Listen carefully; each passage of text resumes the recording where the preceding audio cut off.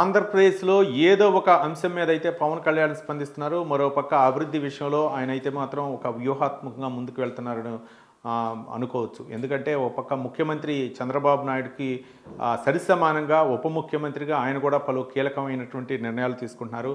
ఈ కోవలోనే ఉప ముఖ్యమంత్రిగా పదవీ బాధ్యతలు స్వీకరించిన తర్వాత US consul general Jennifer Larson వాళ్ళ బృందంతో అయితే మాత్రం ఈరోజు పవన్ కళ్యాణ్ని కలవటం జరిగింది వారి యొక్క ఆఫీస్లో. అయితే వారిని సాదరంగా ఆహ్వానించినటువంటి ఉప ముఖ్యమంత్రి పవన్ కళ్యాణ్ అయితే మాత్రం వాళ్ళకి సత్కరించడం జరిగింది. ఇక రాష్ట్రం గురించి, రాష్ట్రంలో అభివృద్ధి గురించి అవ్వచ్చు, లేకపోతే యూఎస్లో ఉన్నటువంటి అవకాశాలు అవ్వచ్చు, యూఎస్కి వెళ్ళే వారికి విద్యార్థులకు అవ్వచ్చు, అక్కడ ఉద్యోగరీత్యా వెళ్ళేటటువంటి ఎవరైతే ఉన్నారో ఆ అభ్యర్థులకి తగినటువంటి సహాయ సహకారాలు అందించాలని ఈ సందర్భంగా యుఎస్ కాన్సుల్ జనరల్కి అయితే మాత్రం జెన్నిఫర్ లార్సన్కి అయితే మాత్రం పవన్ కళ్యాణ్ సూచించారు వాళ్ళ బృందానికి.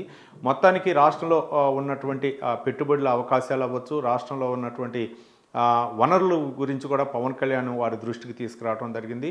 మరోపక్క యుఎస్లో అయితే మాత్రం ఇక రాష్ట్రంలో ఉన్నటువంటి యువతకు అయితే మాత్రం ఉద్యోగ అవకాశాల గురించి కూడా ఈ సందర్భంగా పవన్ కళ్యాణ్ అయితే మాత్రం వారితో మాట్లాడటం జరిగింది. మొత్తానికి యుఎస్ కాన్సుల్ జనరల్తో సమావేశంలో అయితే మాత్రం ఒక సంతృప్తిని ఇచ్చిందని పవన్ కళ్యాణ్ చెప్పడం జరిగింది. మరోపక్క రాష్ట్రంలో ఉన్నటువంటి అవకాశాలు, పెట్టుబడులకు ఉన్నటువంటి అవకాశాలు, వనరుల గురించి, మరోపక్క యువత నైపుణ్యాభివృద్ధి గురించి కూడా పవన్ కళ్యాణ్ వారికి వివరించారు. వాళ్ళు కూడా చాలా సంతృప్తి వ్యక్తం చేసినట్లు తెలుస్తుంది.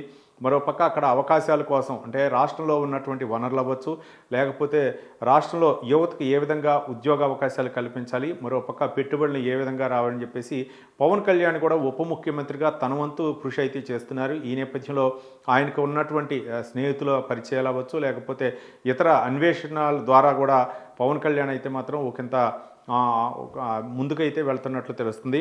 మరోపక్క అక్కడ ఉన్నటువంటి ఉన్నత విద్య అవ్వచ్చు, లేకపోతే అమెరికా వెళ్ళే వారికి తగిన సహాయ సహకారాలు అవ్వచ్చు, లేకపోతే అక్కడ ఏ విధంగా వాళ్ళకి, అంటే మన రాష్ట్రం నుంచి, ఆంధ్రప్రదేశ్ రాష్ట్రం నుంచి వెళ్ళేటటువంటి నిరుద్యోగులు ఎవరైతే ఉన్నారో వాళ్ళకి సహాయ సహకారాలు అందించాలని చెప్పేసి ఈ సందర్భంగా పవన్ కళ్యాణ్ వారికి విజ్ఞప్తి చేశారు.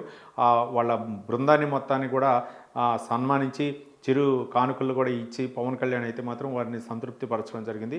వారు కూడా పవన్ కళ్యాణ్ మర్యాదపూర్వకంగా ఉప ముఖ్యమంత్రిని కలవటం మాకు చాలా సంతోషాన్ని ఇచ్చింది, మరిన్ని పెట్టుబడులు రావడానికి మా వంతుగా మేము ప్రయత్నం చేస్తాం ఆంధ్రప్రదేశ్లో అని చెప్పేసి వారు పవన్ కళ్యాణ్కి హామీ ఇవ్వడం జరిగింది.